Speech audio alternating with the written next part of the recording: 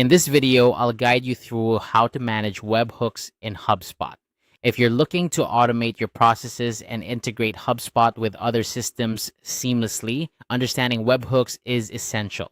So let's dive into how you can effectively manage them within HubSpot. First, head over to your HubSpot account. Once you're logged in, navigate to the top menu and find the automation section. Click on it, and from the drop-down menu, select Workflows.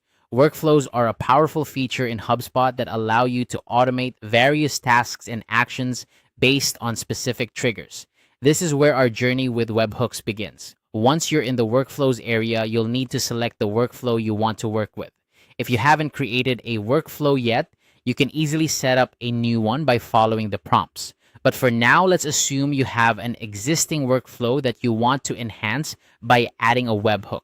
Now that you've selected your workflow, it's time to introduce the webhook action. Look for the option to add an action within your workflow.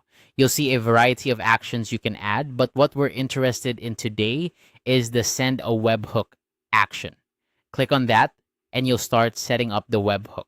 Webhooks are essentially a way for applications to send automated messages or information to other applications in real time.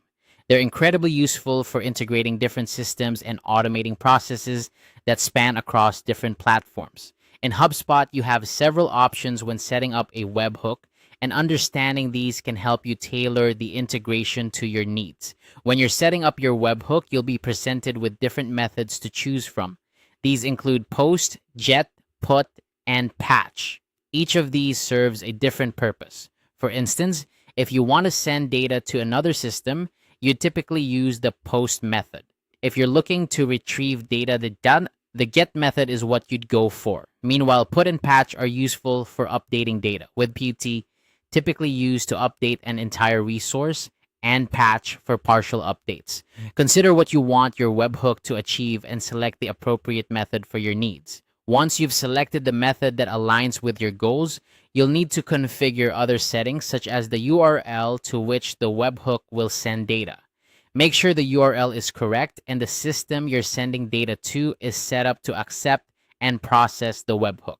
This is crucial because if the receiving system isn't ready, your webhook won't work as intended. Additionally, think about security. Ensure any sensitive data sent via the webhook is properly encrypted and that you're using authentication methods supported by the receiving application. This will help protect your data and ensure your integrations are secure. And there you have it. You've successfully managed to set up and understand webhooks within HubSpot.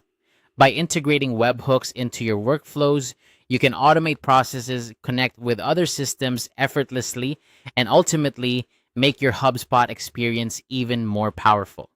Thank you for watching, and don't forget to check out our other videos for more tips and tricks on getting the most out of HubSpot.